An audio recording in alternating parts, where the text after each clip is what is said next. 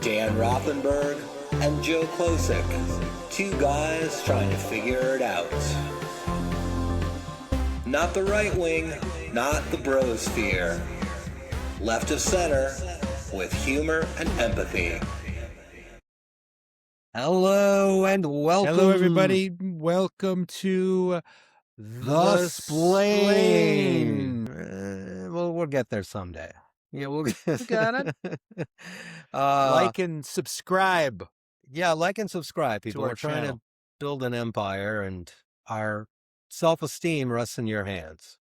Yeah. So Very mature. Yeah, let us know. Let us know what you think. Any comments, Joe, worth commenting on? You know, we are getting some views on the shorts, and of course, my fiance left a lovely comment. Yes. But you know, when you interview your fiance, you kind of expect to get a lovely comment.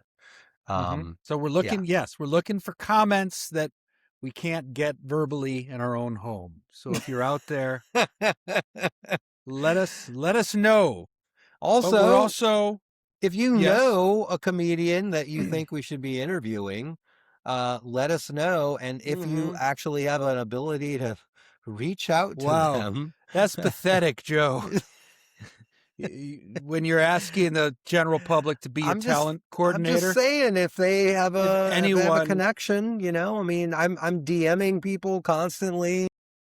We have plenty of talent to talk to. Absolutely, we do. Speaking of that, we got Phil Griffiths here Live today on our show. Thanks, Welcome. Shelby. Thanks for bumping Kevin Hart to have me.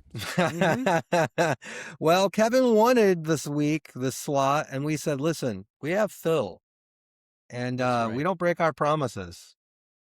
Yeah, we wanted three white faces because that's the age we live in. We want to look like it's a Fox News segment, and I think we nailed it. Yeah. What do you say at the beginning of our show? Not the right sphere. Not left of center. Three white guys. 2.5 beards. That's How do you get the half, Dan? I don't know. It just sounded good. I think mine counts for two. I think Joe's counts for one. I think so. Wow. Okay, we're getting right into it. So Phil, I think I've known you. I mean, I've known you since you started, and Pretty much, yeah. one of the things that's been fun to see, and there's, I mean, we'll get into this too. There's also like you started, I think, when I was in my, I also call it my blackout phase. And I have a slight memory of you driving me home from Rooster Teeth Feathers, which I had forgotten until you reminded me. But everyone who's ever had a blackout has that memory. Sort of comes out of it on the way back from Rooster Teeth Feathers, because usually that's at least close to the bottom. I mean, I remember being in the car having a good conversation with you, and I remember thinking to myself, man, I think I'm really drunk. No, I'm hiding it well. I don't think I was hiding it well, but No, you're not hiding well. That's why I gave you the ride. Thank you. Were you headlining Roosters, Joe? I don't remember what the. I don't remember. I won't ask you for details. Continue. But anyway, what's fascinating to me about you, Phil, is, you know, you have managed to climb the ladder pretty, I'm not going to say quickly, but man, oh man, you just keep picking up steam. I'm now seeing you show up in festivals. I know that you're starting to headline some rooms now. And I know that in the beginning, you know, you were kind of like, I'm just going to give this a shot. Your wife was kind of like, hey, I'm not crazy about this. Here you are today. I mean, you are a professional stand-up comedian. When you started out, was that the goal, or was this like, I just want to try it? No, I mean, I didn't think it was attainable. So, I mean, to put it as a goal was kind of way, you know, I mean, it was a goal in the sense of like, I'd love to be a millionaire one day. Like, it was just like something I just thought not possible. But yeah, I mean, I just wanted to. My whole goal mainly was just to try it initially, and then just to say I've done it, just because of the way I started, and then just to be able to, look back and just work my way up. Like if I could be working at a club, that would be cool. Just to host, I would have been thrilled with it. And so that was kind of just my initial goal was just baby steps. Was let's just try it and see it first, see how it goes, and then once I was like, oh, I kind of really like this, and kind of got things rolling. And then I was like, oh, I guess hosting is a possibility. But I mean, I've been doing it 13 years now. So if you would have told me 13 years ago, I would get to do like headlining one nighters at the Punchline and Molly would actually return my emails, I would have shit myself. Yeah. Yeah. So you've Yeah. been doing it 13 years. And where were you at when you started? What did your life look like? Yeah, I mean, I was 39 years old. I had 2 kids, younger kids. They were, I think, they were like 9 and 12 at the time, or somewhere around there.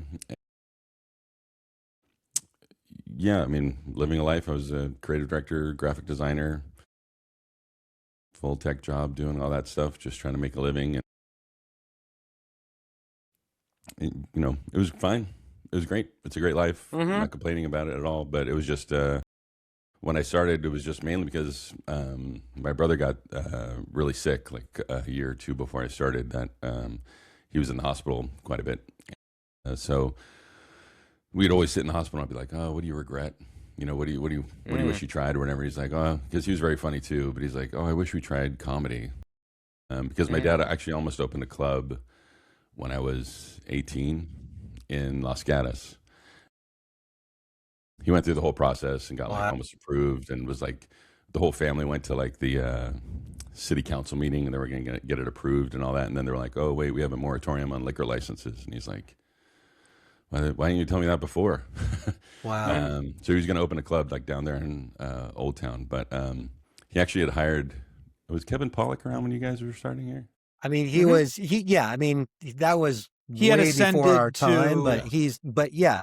Because But he had was- hired yeah. Kevin Pollak to come in because he was just like, I need a local comic. And so he hired Kevin to come in and kind of give him like how a comedy club should be set up and what rules or what, things it should be doing. So he was pretty close. But so my brother and I, and just kind of been like, oh, we would have been Pauly Shore of Northern California or whatever.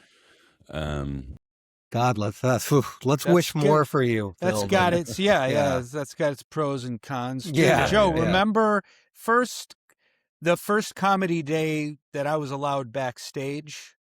Kevin Pollak headlined it. He was the big. Remember that? Oh, okay. Yeah. And I was like, oh, that guy. So, like from the movies, it was pretty cool. Yeah. Yeah, he's. so I mean, he's not a lightweight. But anyway, so the family is down there. You guys are going to open up a comedy club, and they say no more liquor license. Where exactly? Los Gatos, like downtown Los Gatos, Okay. like South Bay. Yeah. But yeah, so I mean, I was 18, 17 at the time, and only because it would have forced my hand, it would have been cool. But like, I was also a very shy kid. I would have never even, I used to go to Blockbuster and just rent all the specials. That's what I used to do. Just kind of go down the list, and then I'd go back again and just rent them all again and watch them again. So I was very into comedy, from like 12 years old on, but I just never, I was always the shy kid. So I never thought it was even a possibility. Got into life, found my wife, and, we had kids and all that. So just doing the regular stuff. But then even like with my kids, my daughter was a really good swimmer, and so we were always like trying to champion her on and be like, what's your dream? What do you want to do? And she'd be like, oh, I want to swim in the Olympics. And we're like, you got to have your dreams, like, whatever. And then both my girls would be like, well, what's your dream? And I was like, oh, right. I got to kind of live this. Damn it, Phil. This is way too wholesome. This is gorgeous. Yeah, this is beautiful. Hallmark. Oh, okay. Yes. And what was it like so I mean, I know what it takes to make this dream possible. I mean, it's a lot of time and energy. What's it like to do that when you got kids at home? Yeah, I mean, it's definitely rough. I mean, my wife is a full saint. So for her to be able to put up with that and not, find all my stuff on the lawn is pretty amazing over the years. But It was tough because when I first started, I did the Roosters Wednesday night. I just signed up and did it, and then it went really well. I was like, oh damn, I should have been doing this whole time.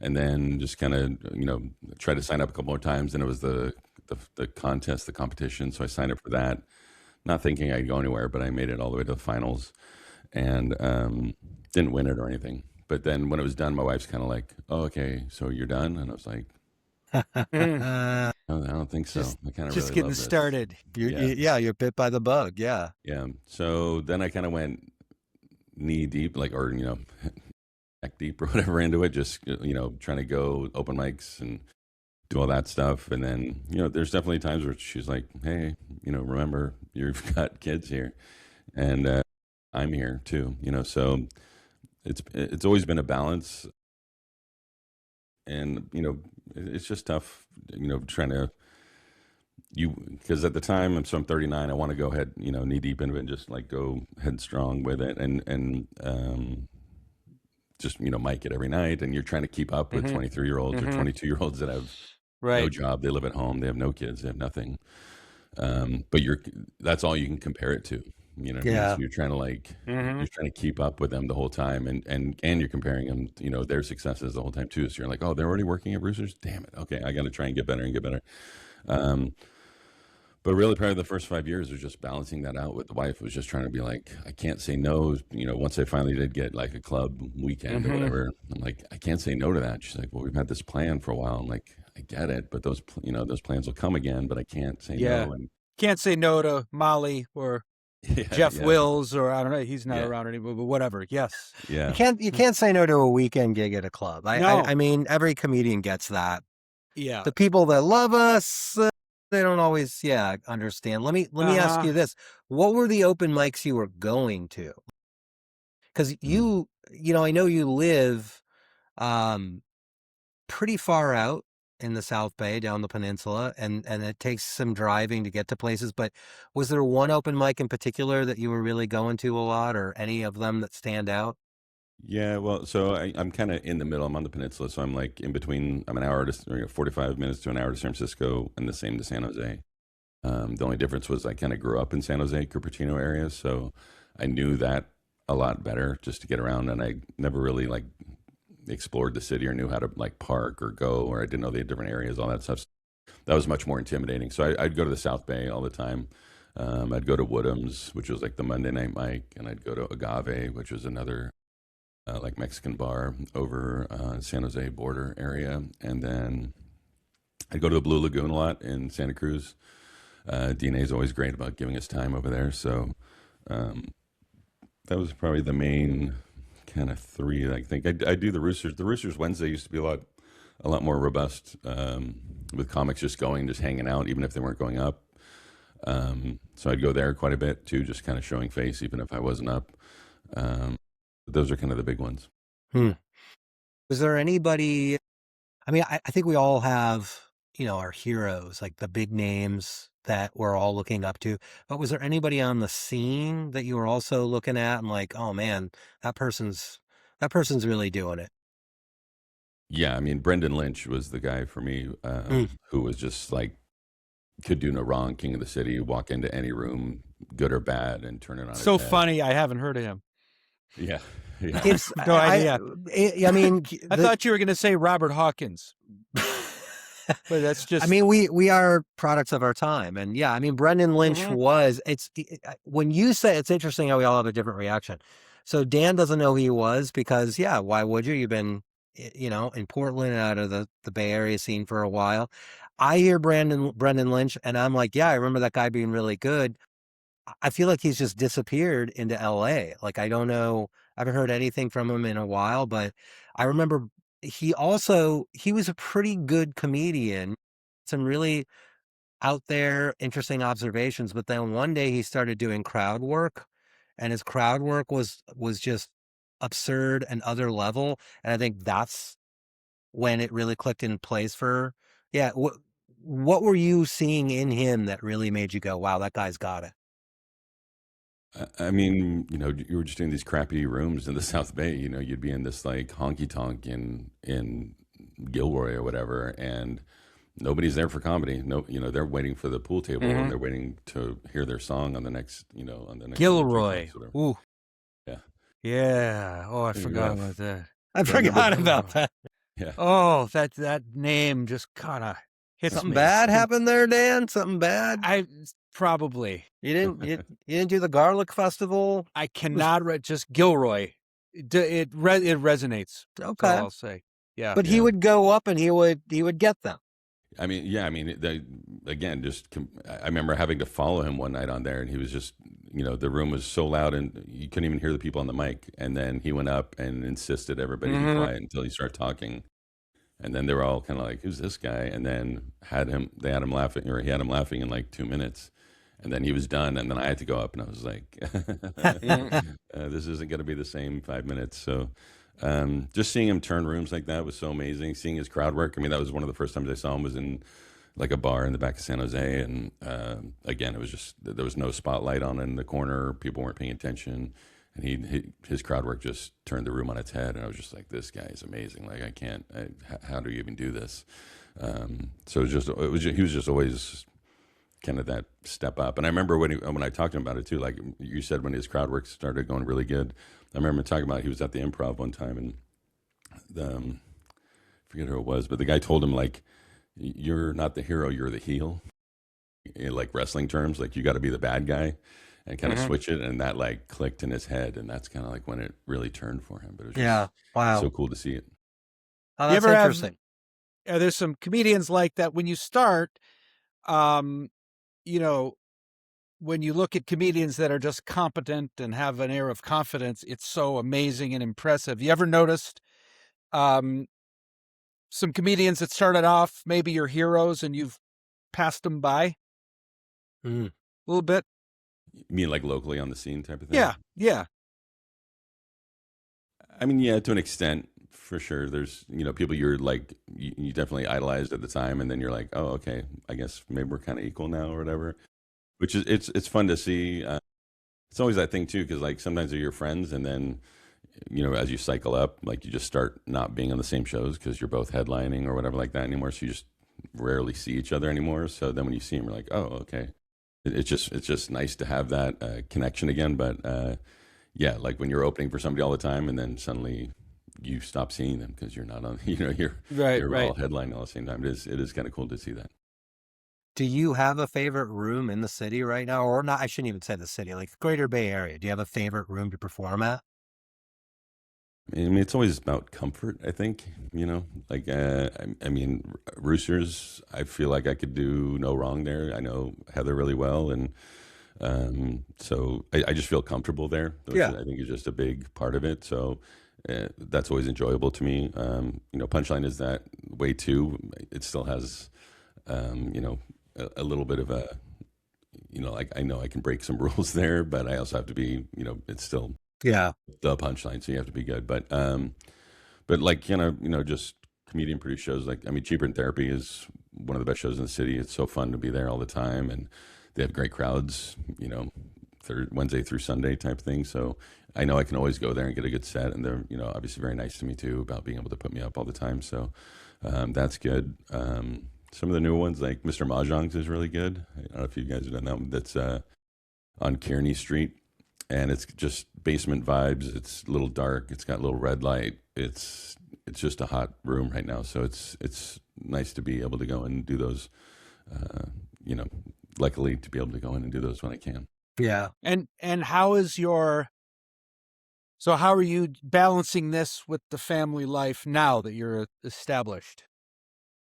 Yeah, I mean, my kids are a bit older now, so that's, a lot of that has just gone away based on life circumstances. Like my oldest lives on her own now, and my youngest is a sophomore in college.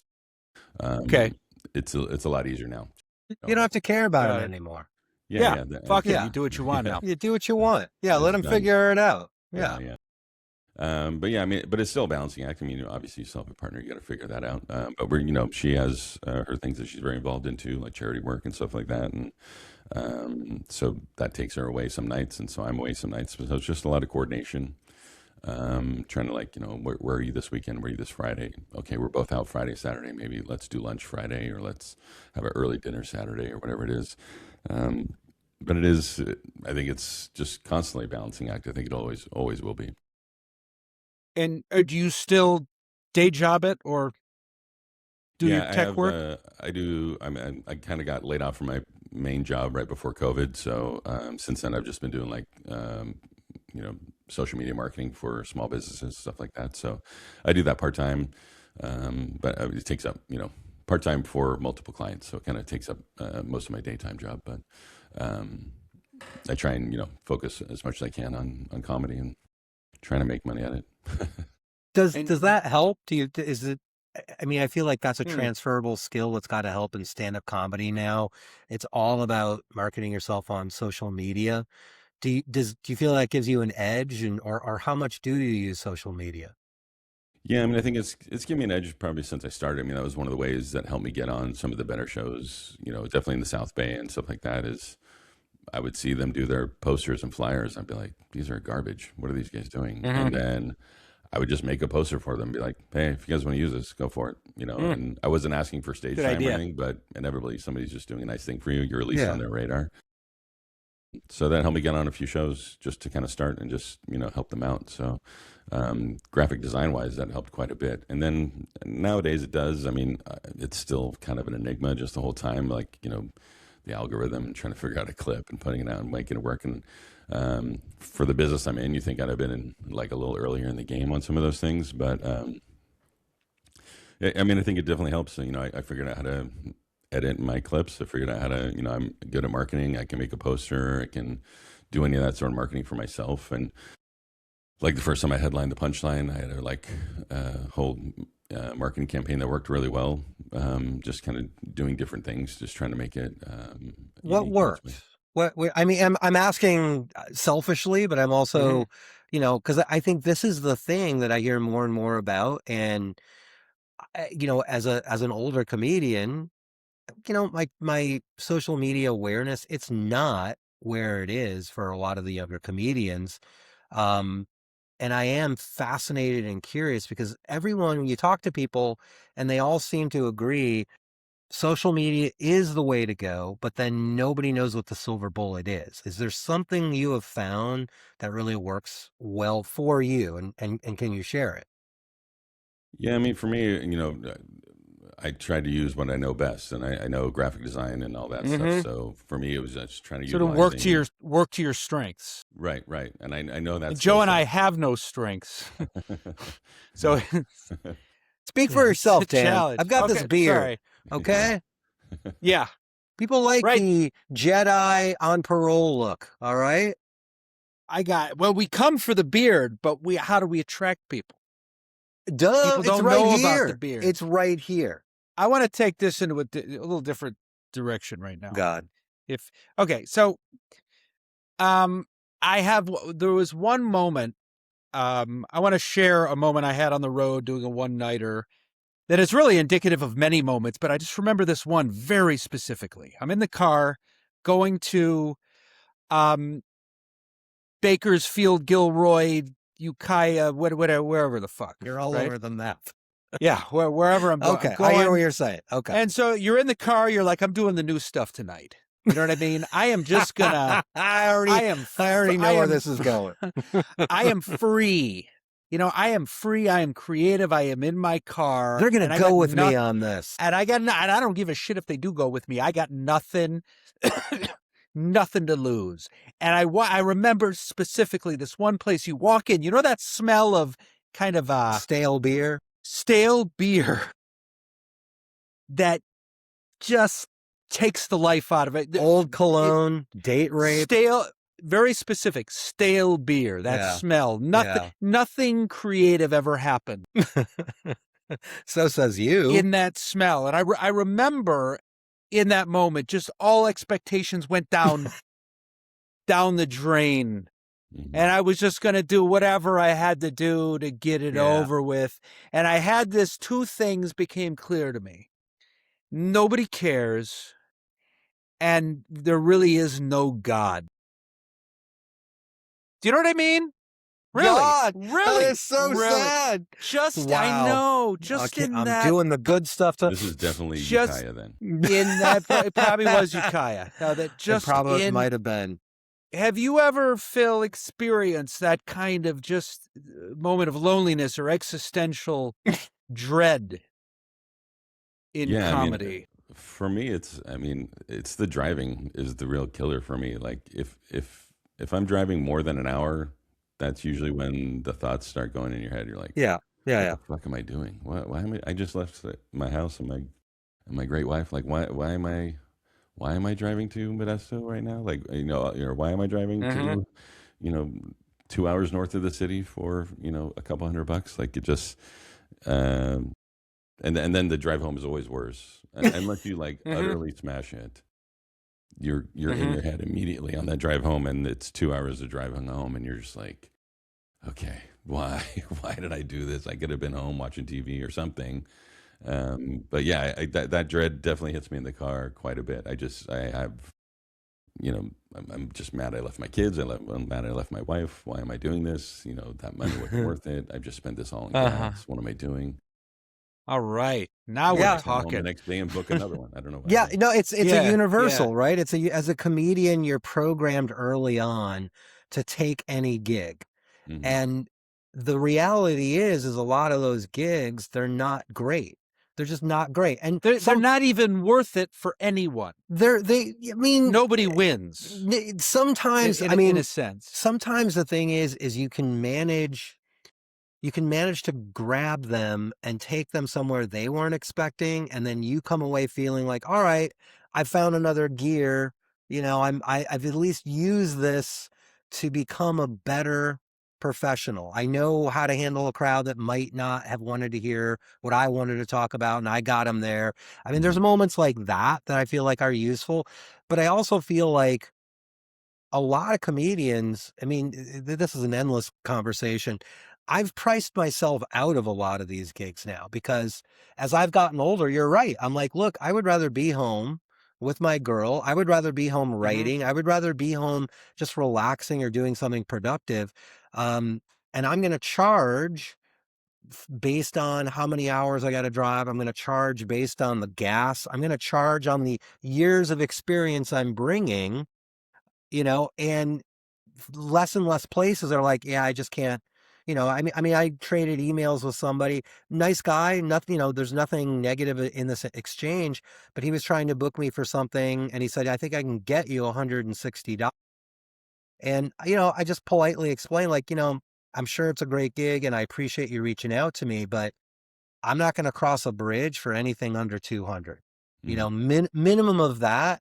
And I don't, it took me 30 freaking years to advocate for myself in a professional and respectful way.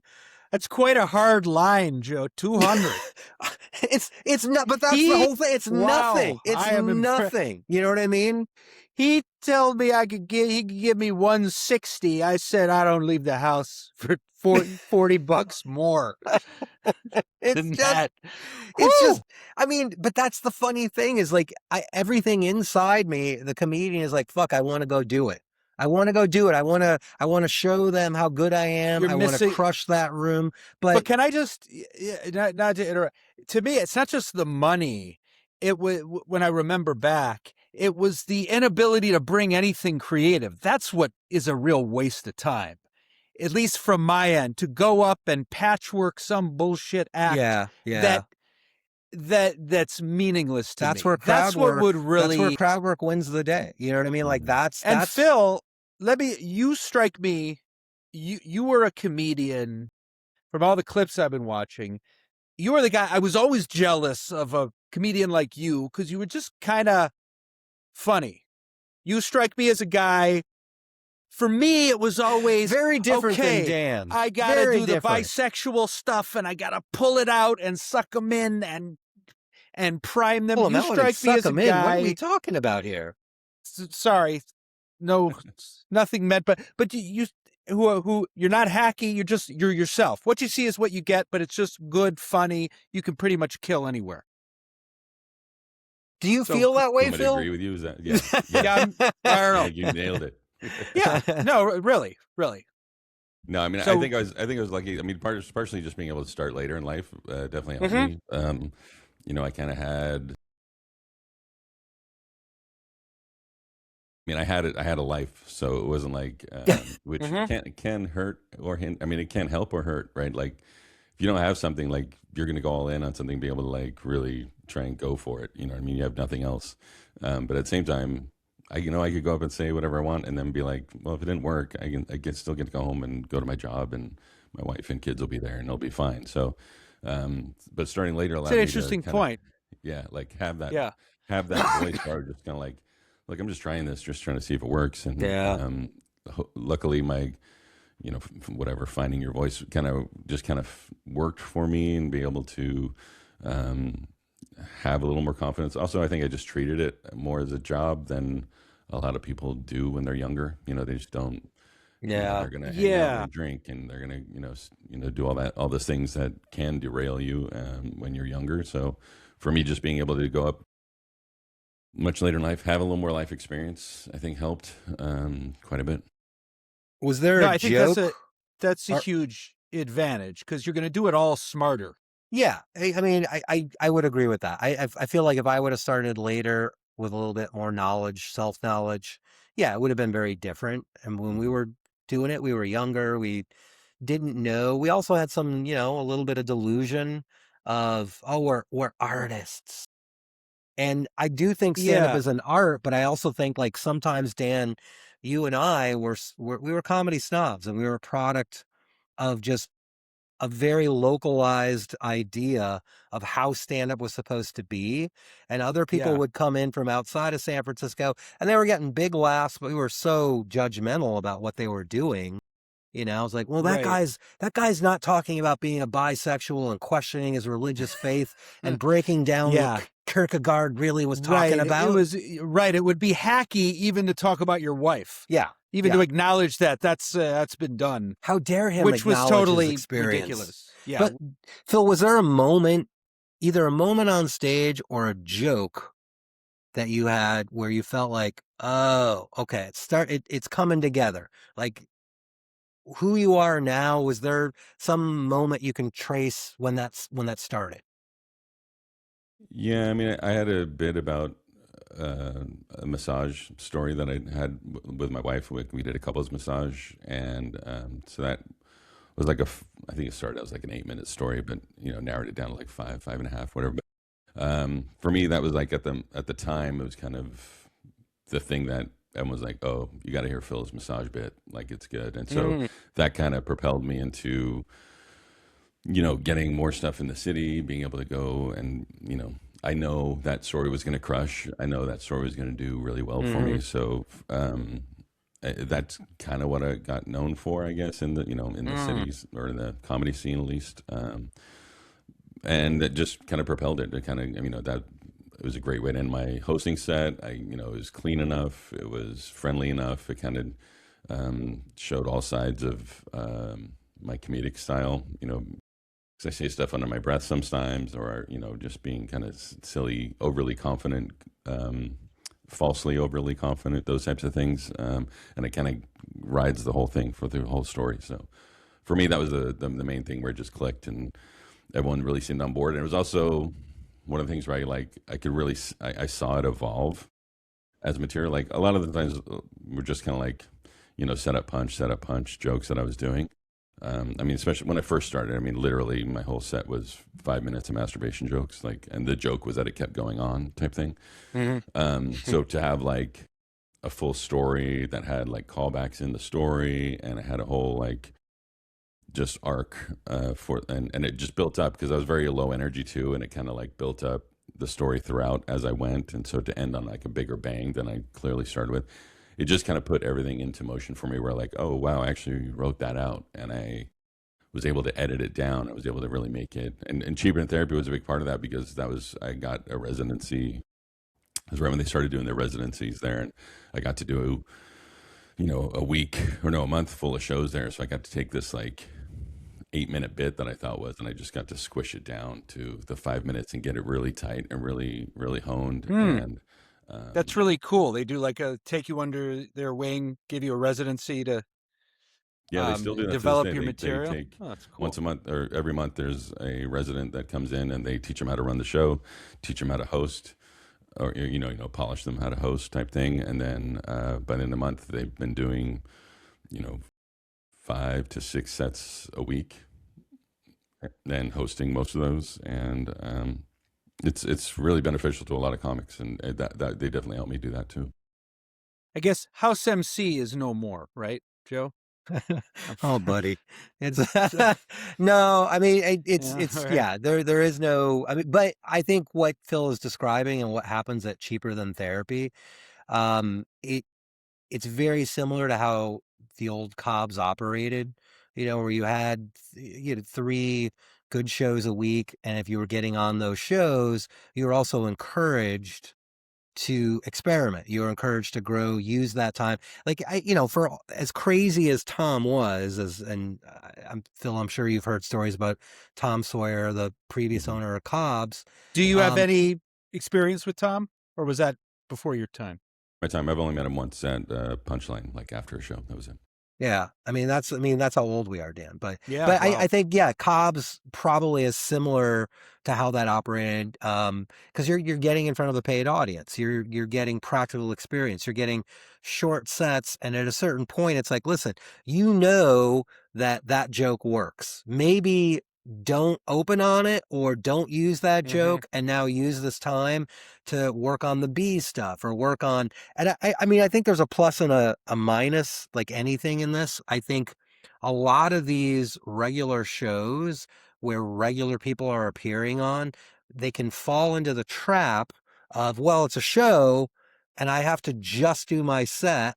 And so they're doing the set that has worked and always worked, but they're no longer experimenting. And then some of the younger people who are coming up and still don't know who they are and what their set is, they can really experiment and utilize that time, I think, in a more effective and creative way almost. And that's not a criticism of anyone going up, but I think you can fall into that trap of not letting yourself experiment, and then you're sort of stuck. You're not experimenting, you're not growing, and then your set sort of just calcifies, and then that stuff, you're not excited about doing it, and I think there's a couple of comedians that they might not see it this way, but they're sort of trapped right now in that environment. Um, getting out, I mean, this is the other benefit to getting in your car and driving an hour or two, Mhm. is you're getting to do longer sets, which is not something you can do in the city a lot.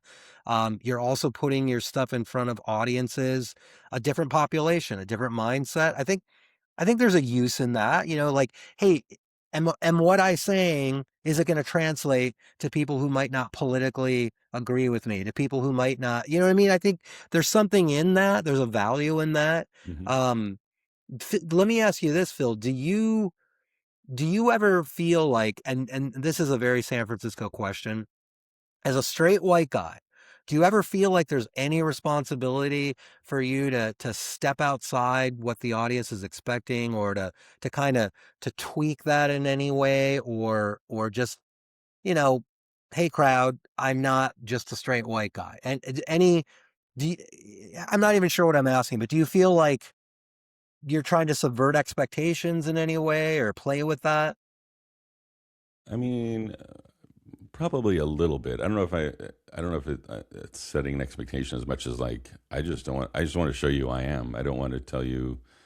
I mean, I hope what I'm saying on stage sometimes is a left turn from what you think is going to come out of my mouth. So, but it's also just who I am. I think I try and be I'm a good dad. I'm good with my kids, but I also want my kids to like enjoy life and do things like so. I talk about stuff where you know I think if I'm on stage, maybe some people think I am doing more like hacky dad stuff where I'm just, like, oh, my kids and I'm so tired and my back and like whatever. But like, I think it's just me. Yeah, you know what I yeah. mean? That's who I am as a person. So I do want to do that material. But I do like, I do hope that look at me. And then after the show, they go like, oh, wow, that was actually pretty good. Especially when they're younger and they come up to me and like, you're old as hell, but that was funny. You know, Yeah, like and that. when you're genuine, when you know who you are, it comes through. Mhm. At the end of the day, you can't be really kissing anyone's ass. Now, that being said, I would say the difference between when you and I were coming up, Joe, is we would there was no downside to all experimentation. So if I thought I had, for instance, a real clever take on the N word, well, I'd just try it out because that was the time we were living in. Do you Yeah. know what I mean? Yeah, I mean, Where, well, that time is back, but it's not a clever use of it anymore. well, You that's know, it's the yeah. kill Tony bullshit that, Now yeah, that's yeah, that's different. But I remember Mark Maron talking about how there was a time where we just thought we had won the culture war, sort of yeah, more on the yeah, left. yeah, And now maybe Obama was president. Now we can just, if you're clever enough, you could talk about anything.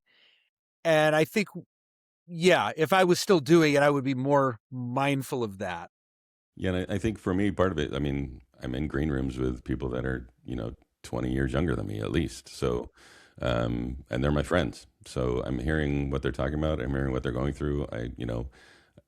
Some are, around my kids' age too. So it's like I'm hearing what they're going through, relates to what my kid's going through and how I'm dealing with it as a parent. And so for me, all that kind of rolls into like, I think it's just, yes, I'm older, but I'm also generationally as a comic, I'm with people 20 years younger than me. So I'm like yeah. dealing with and experiencing and hearing what audiences are okay with hearing, what they're not okay with hearing, how you can be, clever with it. And maybe you can say certain things that you can't, so balancing all that as an older comic, but in the younger scene, or dealing with, those younger comics, it just becomes, it's beneficial to me. I think, even as a parent, I mean, I'll, Yeah. just talking with younger comics, I'll be like, hey, what do you think of this? With my daughter, and they'll give me advice. I'll be like, oh, that's right. And then, and vice versa. They'll be like, hey, my dad did this. I'm like, yeah, Wow. that's Okay. shitty or whatever, like, so you can kind of, it goes both ways, obviously, but I think it's very beneficial to me to be around the younger comics and in the scene with them. And, my worst fear is to be, the old guy on the scene that, And it keeps you isn't young. changing. It's a cool thing about being a comedian. It keeps you young. It keeps Yeah, you totally. Yeah. But do you aware. ever, I mean, I feel the same thing because I mean, I'm in those same green rooms and I'm looking at people that are, 20, 23, 30, 40, 40. I mean, and I'm frequently the old guy in the green room now. And they consistently assume I don't know what they're talking about on some subjects. Um, but let me ask you this, because there's been a couple of times where I felt, oh shit, I'm just old. Have you ever had that experience? Like you're in the green room, you're surrounded by a bunch of 20 somethings, either on the show or on a showcase, and you just are like, I have no idea what they're even talking about. I don't know if I've ever felt completely out of it that way. I think I'm usually in the conversation, or at least I'm hopefully asking questions in that sense. Where I'm like, wait, you did what? Why is it that? And then I compare it to what I did or whatever, or what we used to do when I was that age. And especially having kids that age, I think I can relate to them, or I've heard it from my daughter, or vice versa. I heard it from them, and then I could tell my daughter, I already know what she's talking about. I haven't felt completely, I mean, I definitely feel old, don't get me wrong. There's times when they're, talking about whatever it is, concerts or music or Yeah.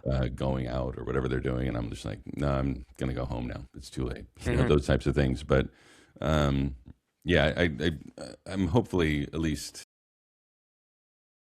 feeling, I'm definitely curious. So I'm always questioning and asking and just trying to be involved in it. Because again, I think that's the part I like about it the most, is just being able to connect with them. Yeah. Yeah. I remember being in the green room and there's a bunch of young comics talking about they had just come back from Burning Man, all of the drugs that they were doing, the music that they were listening to. And I'm just in the corner, just like, I know nothing about any of the stuff that you're talking. Go for it. You're still young. Enjoy it. And the only thing that made me feel good that night was that they all bombed. And then I felt like, that's right. The old guy has it. And you Yeah. spent all of your creative energy at Burning Man, building a dragon, and you didn't work on Because you material. can't argue with that. You can't argue The with old that. pro. There's also, I mean, there's jokes that I see on stage, and I can tell that it is very well crafted, and it's delivered beautifully, and the audience eats it up, and there's callbacks, and I have no idea what the joke is about. Like, Something no that idea. tell me if this is true. I was doing an open mic maybe a couple years ago, and it was kind of millennial Gen Z age comedian, and I'm watching him. We're in the middle of a bar, terrible open mic, and he's doing a like I like a 5-minute story on a rim job or something. I'm not just go, and I'm sitting there thinking he doesn't know to be self-conscious. Do you notice that at all? That younger generation, there's a certain. I don't even know that it's a young. I think some comedians just they lack that self-awareness. Like I cringe for them sometimes, and it's not young or Yeah. old. It's like there are some comedians on the scene where I'm just like, dude, that is terrible. You should not. Yeah, and it's probably You not a know? gift. It's maybe looking you when you have a scene that's kind of centered on social media, you see the social media and you go, that's what I want to do. Right. And I'm just going to jump right into it. Yeah. Rather than figuring out how to do comedy. Phil, Yeah, let I me think ask you. Oh, go ahead. Go ahead. I was just, I think that's part of just, the inexperience of knowing what you can or can't say on stage and how far or how much detail people really care about or need to know about like that. Right. I just remember in our day, Joe, just bailing, just bailing sooner. Yeah. Yeah, but I think also, I mean, maybe just you and I, sometimes I think we got paralyzed by being too self-aware. We were too critical or too worried about what the people in the back of the room were thinking. I don't know. I mean, you and I have talked endlessly about what it was like in our time, and I think we had a very specialized era where we didn't know that stand-up comedy was imploding. We really did not know. And by the time we realized, like, oh man, the whole industry and the artistry of it had imploded, we were already like, well, this is what we want to do, and I think the generation now, they're bombarded by social media, and there are so many examples of bad comedians doing bad material, but it's got 1 million views. And so people looking at it are like, oh, I can do that too. And then you get people doing stuff on stage where, in front of an audience that has no idea who you are and what you're about to say. Right. And it does it. And there's always been that even back when comedy was still slowly coming back and there was the alternative scene and everybody you wanted to go from zero to Patton Oswalt. And there was just a lot of, unfunny people. Yeah. Looking at their notes and getting no laughs and thinking, well, this is working. Yeah. Yeah. I mean, kind of thing. Phil, when was the last time you bombed? Like really, really like full on bombed and you were on stage like, holy shit, like bomb. And we're not just talking about the crowd didn't laugh, crawled inside yourself and slunk out of the venue. Just try to leave your body and then sneak out the back door. You don't look anyone in the eye for at least a couple days. Yes, I mean, it wasn't that long including the mirror. Go ahead. Really? Probably like a month ago. Really? Hard. Jeez, where was this at?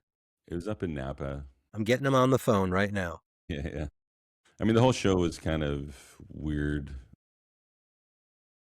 And it was just like, it's kind of like one of those when you walk in, you're like, oh, okay, this is my crowd. It was like an older, crowd. I was like, okay, they'll be into it. And they were just chatty enough type of things going on in the audience where I tried to shut it down a little bit. And then, you realize it's a really old person and the person next to them is telling them jokes because they can't hear it. And then they would just say, what? After every joke, and then just it just kind of snowballed into it, and then they I think I went maybe a little too dirty to start, and they weren't on board. And then I kind of have like this false bravado confidence thing I try and do to start. Usually by the end of the set, it's proven that I'm obviously not doing that. But um, I was doing that, and they were like, "Oh, we hate this guy." Mm-hmm. This guy, Yeah, the shit doesn't work. It doesn't yeah. land. Yeah, and so then I was And just you, kind of like, "All right, well, I got 30 more minutes. Let's see how this woo, goes." woo. Yeah. Oh yeah. So just kind of fighting your way out of it, like hoping anything sticks or anything kind of starts to work, and nothing was going great. And then that was one of those drives home where I was like, "What am I doing? Why did I do this?" Yeah. Yeah. Full disclosure, Phil was on my last Get It show on Thursday, and that was just a bizarre, weird crowd. Mhm. And I don't want to go too deep into it, Uh-huh. but just to tell you, Phil, so we figured out a little bit of backstory. There was a couple from Boise, Idaho. They were harmless, but chatty and drunk. And when I was talking to them at the beginning of the show, they told me that they had met some other people, and then those people erupted, and they were off to the side of the room, and it was like a table of four, and they also said that they were from Boise, Idaho. Well, here's the thing. They weren't. So this couple and the four people at this other table who happened to be geologists from Australia, they met at a bar by accident before the show and got into some sort of argument. And the Australian table was pretending that they were for it was just really, so there was this bizarre undercurrent of tension that we had no idea about. And then one of the women from the Australian table came on because it's contestants, right? And she was hands down the single worst human being to ever be on stage for the last 5 years that we've been doing Get It at Cops. Like, she was immature, weird, acting strange, talking over each other, not making any sense. And it's hard to know if it was mental illness and alcohol or just she thought she was being funny and alcohol. But Even security was like yeah, watching it going, "Should I take her off stage?" That's after the crazy. show, all the Confusion guys came up to me, is all never the good for security. No, comedy. well, it made it, and I was starting to get angry, and I had to check myself on stage because the comic getting angry on stage never wins. It never helps, right? So I just leaned into the absurdity. But here's the thing: that was the first round, and since Phil closed the show, by the time he got up there, the crowd was like pre-soccer riot. You know what I mean? Like I want the show to be loose, but some audiences can handle it better than other. Oh boy, we have a guest star now. Just bring in, yes. This is but- Moe. Keep going. I'm dying of curiosity, and I guess I haven't even looked at any of the video yet. But what was going through your head? Because there were some moments when you were on stage. I think my favorite moment was when you're on stage. The wife started talking again, and then one of the door people just yelled, "Shut the fuck up!" And there was this long. Did you scream it like that? Oh my God! Yeah. And I was backstage and I could not stop laughing. Yeah, no, because by that time it had been. I mean, they were pretty loose at that time. Yeah. So when I went up, I just in my head I was like, okay, I'm just gonna try and land this without too much ruckus, I guess. So when I went, I think I said like my second or third joke, and then it felt like it was the geologist table or whatever. They said something, and I just said, "Shut the fuck up." A little more strongly than that, and the crowd seemed to like that. Yeah, they were on board. Laughing in the hall, so I was like, "Okay, at least Joe's on board with me." And that kind of got him quiet enough. And then I was doing it, and then the married couple, I said something about being a daddy, and she's like, "You're not my daddy," and I was like, "I wish you had one," or something like that, something to try and that kind of got them quiet a little bit. But then there was just like this murmur kind of going off on one side or whatever, and I was like, well, I can either address it, and then who knows where this goes, or I can either just try to plow through it. At this point, there's like 4 minutes left. Let me just try and get through it. So I just put my head down, tried to be louder on the mic and kind of get through it just to land it. You still had a round of the game show to do, so I was like, let's not make this get any worse than it is. It was just trying to land it at that point was really my goal. Yeah, people are just assholes. Sometimes it's just such a pain in the ass. It's here's the thing. So the show, I encourage the audience, right? To talk. Some comics hate that, but the show is built around it. Once a year, we get an audience like this where it's like, hey, I'm going to trust you with this awesome responsibility to know your part. And they're just like a little kid with something shiny and they can't stop talking. And then it's like, well, shit, here we go, But I thought everybody on the show, Nola, Alan, you all, because Nola went up right after the first round and he was hilarious, just talking about, man, that was a train wreck, but from where I was watching it, that was must-see TV, which was like hilarious. And I thought he handled it brilliantly. But yeah, it was a great demonstration, I felt, of like professionalism. Like, okay, look, the crowd is a little off the hook. And that's kind of my fault because I spent a lot of time up front talking with them, but you guys all handled it and rolled with it. And it ended up, a lot of people came up to me after that show and said, that was a lot of fun. There's a couple of regulars that were there that they were just like, oh my God, was that planned? Like, no, why would we plan that? Why would we, but I thought you did great. And it was fun.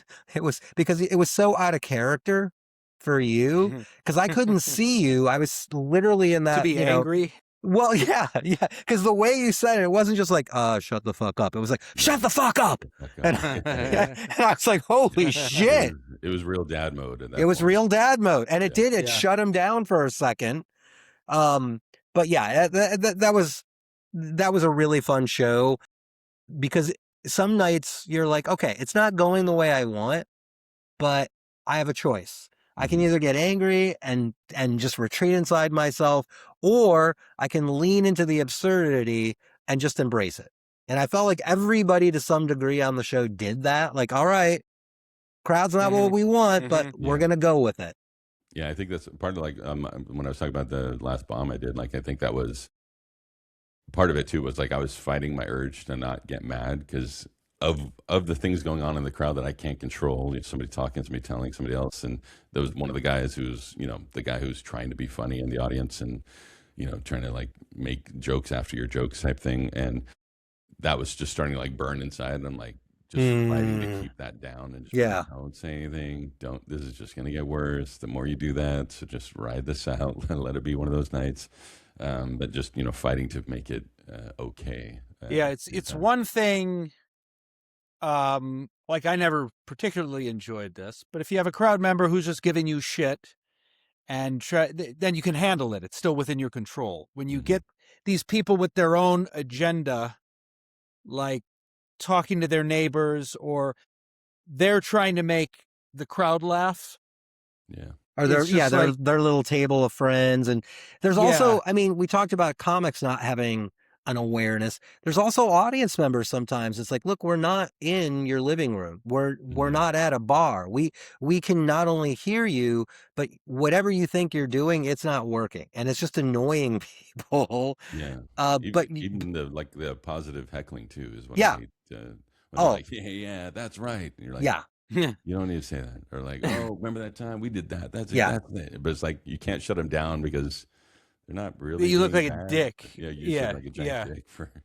There's just, that part, because of all the social media clips of crowd work, you almost have to expect, like, oh, they're trained to participate in some way now, and you have to go with it to a certain degree, or just, I don't know. It's a tricky situation sometimes, because I know what you mean, Phil. That whole like, oh yeah, and then they turn to their friend like, you remember that movie that we saw? And you're like, this is not the time for you to launch into a 5-minute story. Yeah, and it's just enough to throw your timing off. Yeah, the next line or whatever it is, where you're just like, now I got to wait for this guy to finish.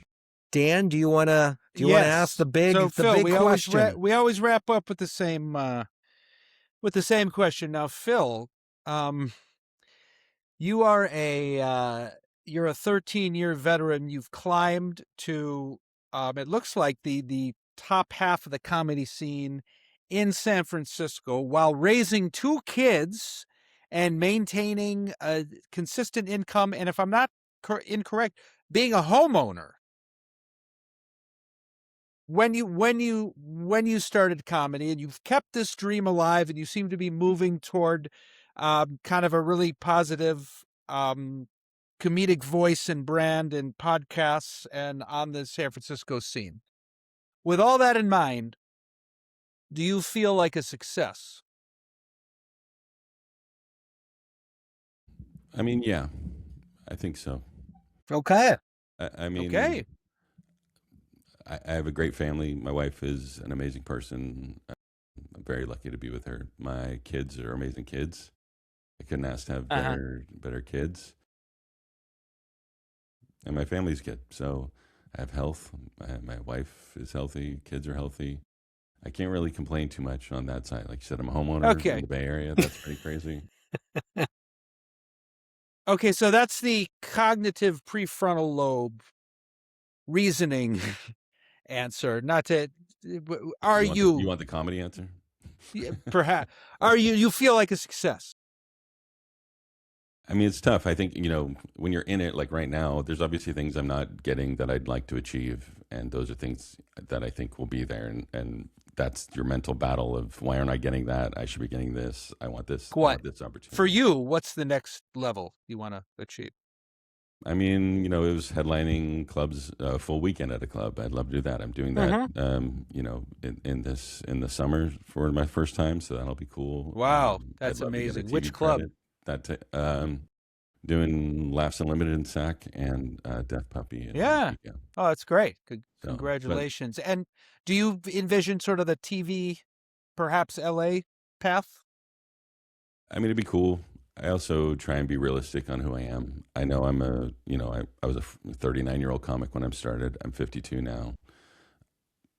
I get it. I'm not who's Hollywood's knocking on the door for. So, but if you would have told me 13 years ago I would be doing this now, I would have had a hard time believing that then too. So, but I, from Phil's view 13 years ago, I'm a success, but I think you always kind of, when you're in the moment, you don't think you're a success because you've always got these other levels you want to achieve. So, and I think that's why that drives you, right? Because you want, if you're sitting on it going like, I succeeded, when is truly making it? I don't know. But, I think just to be able to keep having those goals and having the opportunity to try and get to those goals, I think that's successful. And I think that's a big part of it.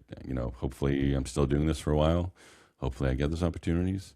But if I don't, I kind of just love comedy. I love being around it. I love being around the people. I love making a room full of people laugh that had no expectation to laugh when I walked on stage. They had a prejudgment of me or whatever it is.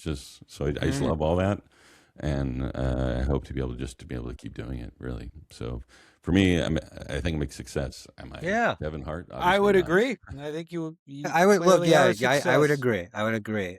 Good for you. Phil, Do you ever make it thank you. outside the Bay? Oh, okay. We're still into- going. Okay. No, we'll wrap it up in a second. Do you ever make it out? Do you do the road in other states? I mean, I haven't been out on nobody's just like brought me on the road or anything. I'd love to, but I go to LA a couple times a year. I went to New York for the first time last year.